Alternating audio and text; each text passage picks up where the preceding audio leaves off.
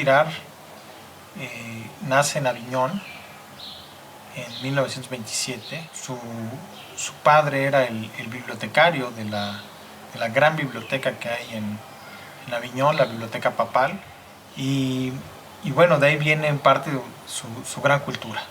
René Girard vive en Francia hasta pasa ahí la Segunda Guerra Mundial. En Francia se dedica al arte, a galerías de arte, pero posteriormente va a Estados Unidos, en donde comienza una carrera académica, sobre todo de literatura. A principios de los años 70, 72, se publica lo que muchos consideran su obra más importante, que se llama La violencia y lo sagrado. Ya no es un libro de literatura, sino es un libro antropológico importantísimo. Nunca sale, por así decirlo, del mundo académico,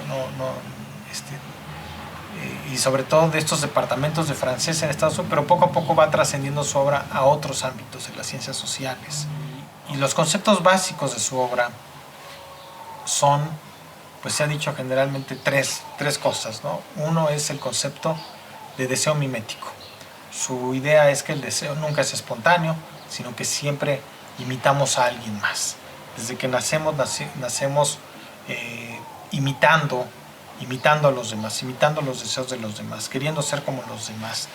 No imitamos, no envidiamos porque nos gusten las cosas, sino porque estamos imitando a otras personas.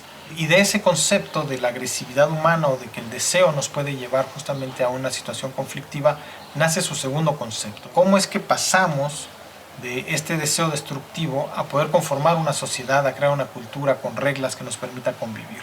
¿Y cómo lo hacemos, dice él? A través de un mecanismo que se llama el chivo expiatorio. No que dejemos de ser violentos, sino que enfoquemos la violencia en uno solo, para que así podamos tener todos una catarsis, establecer una serie de límites, establecer reglas, tabús, prohibiciones, que justamente nos permitan convivir. El tercer gran concepto de Girard es la desmitificación. Dice, sí, pero ese mecanismo del chivo expiatorio, que bien puede servir para instaurar un orden inicialmente, tiene un límite. El límite consiste en el momento en el que ya no hay un consenso sobre quién es el culpable y a quién debemos linchar.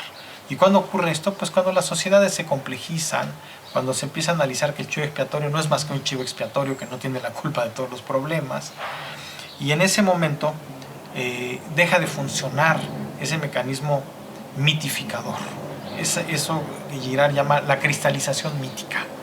Y entonces ya no es tan fácil expulsar el mal hacia un exterior, ya no es tan factible ni tan creíble contagiarnos todos de la creencia, un concepto que utiliza mucho Girard, de la creencia de quién es el culpable, sino que ya hay muchos culpables en la sociedad, y eso va volviendo cada vez más inviable y más ineficaz el mecanismo del chivo expiatorio. Lo mismo se ha utilizado para explicar psicología, se le utiliza en crítica literaria, antropología, y en nuestro terreno, que es la ciencia política y la teoría política, se utiliza también muchísimo en la teoría social.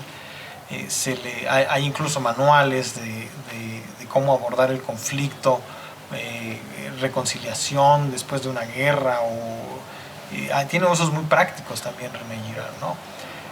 Una parte importante de su legado es justo la comprensión del deseo, la comprensión de por qué llegamos a un momento conflictivo, el hecho de que la construcción del otro en términos de chivo expiatorio es poco útil en nuestro tipo de sociedad, sino que hay que construir justamente otro tipo de soluciones mucho más razonables. Uno de los mayores legados de Girard es justamente mostrarnos lo mal que funciona ahora el mecanismo de chivo expiatorio y cómo nos lleva a una escalada violenta una y otra vez.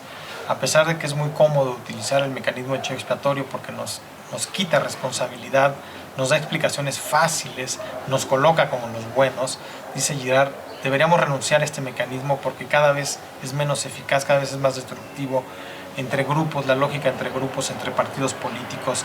Lo único que va a hacer es que escale en la violencia, el conflicto, y lo mismo entre países, ¿no?